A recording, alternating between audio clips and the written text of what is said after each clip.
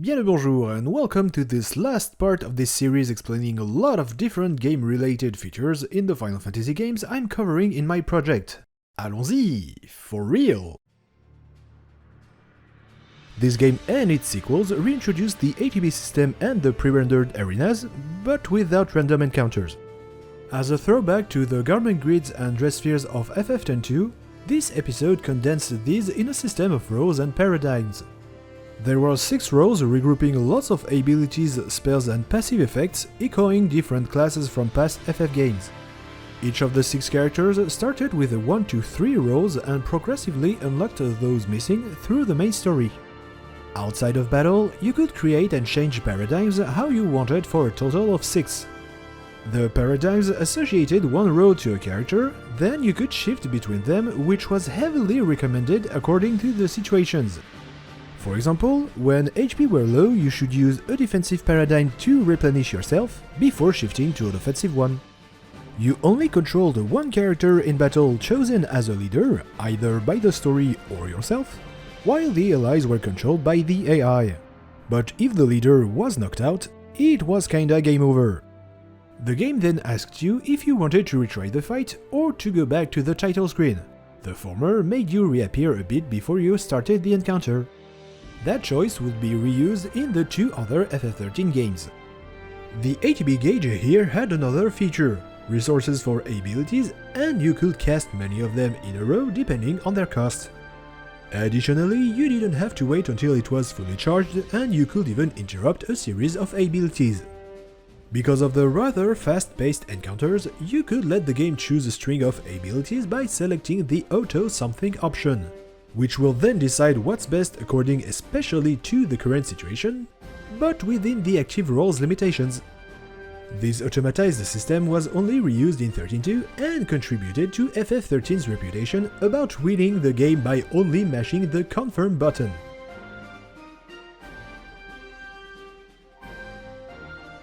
Another resource called technical points that refilled progressively at the end of encounters was used for techniques separated from the ATB.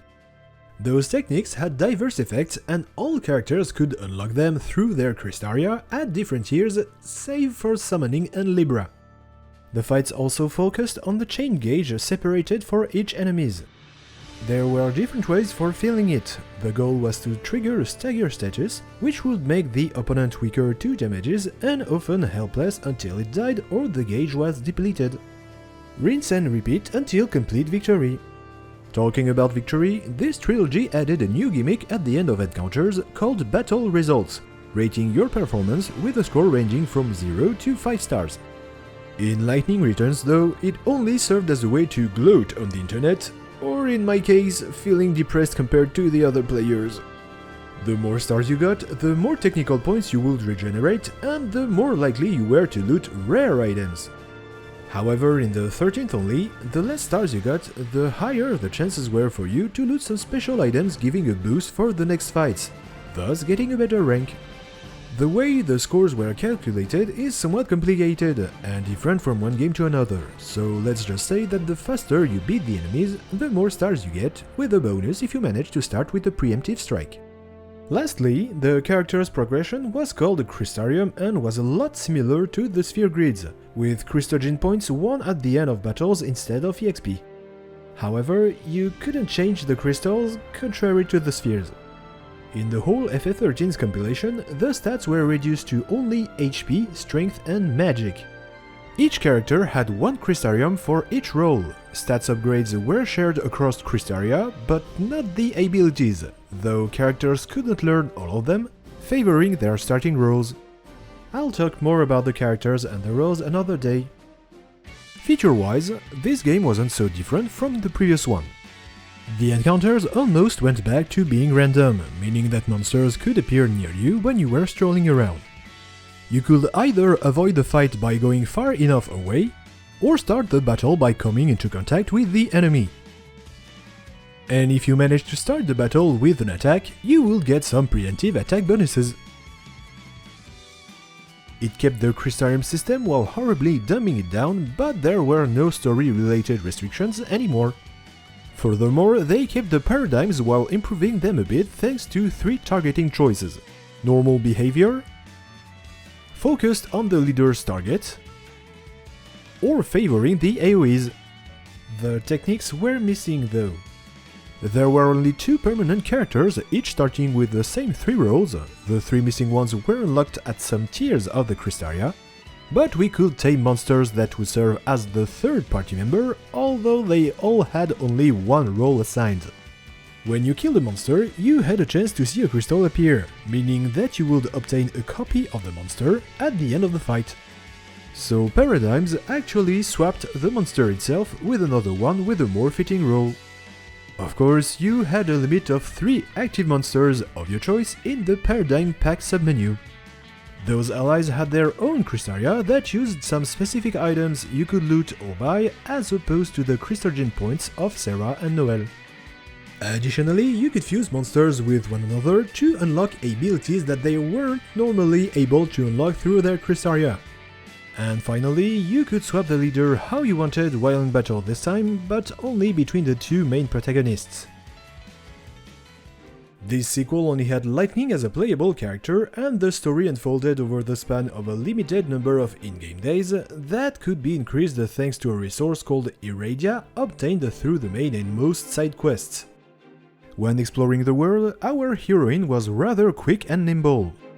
In fight though, she was a lot slower, but you could block when you wanted, as long as you still had enough ATB left. About the encounters themselves, they worked just like in 13.2 with monsters randomly appearing nearby. You could avoid the monsters, or rush to them and try to get the initiative with a strike. The only difference being that you could get a bigger bonus if the enemies didn't spot you. Stats could only be improved thanks to main and secondary quest rewards, so farewell Crystallia. Roles and paradigms were replaced by a feature called schemata that combined garbs, equipments, and abilities. The official name was Style Change Active Time Battle. You could save up to 3 main schemata that could be switched how you wanted in battle, and 6 others unavailable in combat. There were all more or less a mix of the roles of the previous 2 episodes thanks to passive effects and or locked abilities. About the abilities in general, you mostly obtained them after killing monsters, as well as some rare treasure chests, spheres, and they even could be upgraded. There was a great variety available, from the damaging spells to the melee attacks, as well as a great choice of guarding skills, but no buffing or healing abilities unfortunately. Abilities and equipments couldn't be used with more than 1 garb at a time unless you had multiple copies of them. About the ATB gauges that still acted as resources for the abilities, they were tied to a garb, and replenished faster if the schema wasn't currently active. No automatized fighting system here, you had to set an ability for each of the 4 key bindings, as long as they weren't already locked, then press the buttons yourself until your ATB was depleted, and then swap your garb, or wait for the gauge to refill. The technique points reappeared under the name of energy points, but their refilling was still done partially at the end of battles, or entirely at the end of a day. On top of their effects in battle, they could be used while exploring to temporarily stop the time, or to teleport to another place in the world. Finally, the chain and stagger feature didn't show numbers anymore, but wavelength that worked basically in the same way as the previous 2 games, except that monsters could have more than 1 tier of stagger. New MMORPG entry with the tone set on action, the game evolves regularly through expansions and patches. Just like the 11th, you create a character depending on a race and a starting class. However, contrary to FF11, your character doesn't start with the other ones, but you can unlock them later. Jobs here act as upgraded classes. The unlocking requirements are either level-based or main story related. Once again, here your character's level is tied to your currently equipped class or job. Additionally, all classes are tied to 1 type of weapon and also a crystal for the jobs. I'll talk about them in future videos. And again, the jobs and classes are part of the role trinity, this time explicitly stated by colored backgrounds behind the class and job icons, blue for tank, green for healer, and red for DPS. Let's quickly cover the fighting system. You can move your character around to dodge the enemy attacks, Well, at least the ones which show visual telegraph that change depending on their nature, like simply moving out of the colored area, or turning your back to a petrifying gaze. Also, when you cast spells or use weapon skills, you trigger a global cooldown preventing you from spamming 15,000 skills at the same time. Let's go back to the classes and jobs. Unlike FF11, class or job swapping is easily done outside of fights and dungeons by equipping a weapon and/or a job crystal. You can save up to 3 equipment sets for each classes and jobs you unlocked to make the swapping process smoother. Getting new spells, traits and skills is done through simply leveling and completing jobs or classes quests. Finally, as opposed to the 11th, at least ever since the Stormblood expansion, classes have no interaction with each other whatsoever. You can level up only one class, then promote it into a job, and you'll never have an obligation to level up something else. Materials are back too, but are only used as passive stats bonuses. Last game I'll cover in this video, and probably in the project, and we get another action RPG. You controlled the character Noctis for most of the game and his allies temporarily once you unlocked the right abilities, as well as one moment in the main story and... during the DLCs. You actively took part in the combats by dodging, rolling, blocking, parrying, teleporting, in other words, anything to help you survive, but also to make sure you actually hit your targets. If you ever felt overwhelmed by all the action going around, you could always activate the wait mode in the options. In this mode, as long as you only cycled through targets, the time would stay frozen. You could then take your time to analyze an enemy to find its weaknesses. Of course, there was a time limit represented by the gauge at the bottom of the screen. It will deplete progressively during those time stops, but will refill during the action, fortunately. Let's talk about the equipments now. Each character could equip weapons and accessories, the latter could get a second, then a third slot once you unlocked the right abilities. Noctis was able to equip any type of weapons for a total of 4 in battle, and you could swap between them as you wanted. Well, actually, if you didn't mind opening and going through the menus since, yes, it wasn't forbidden, you could actually swap everything as you saw fit. Each ally only had 2 specific types of weapons they could use, but their fighting style was different from Noctis, going as far as having additional mechanics. I'll talk about them in the appropriate videos. Regarding magic, spells worked slightly like in FF8. You gathered resources in different ways, then you used them to craft the aforementioned spells in the right menu.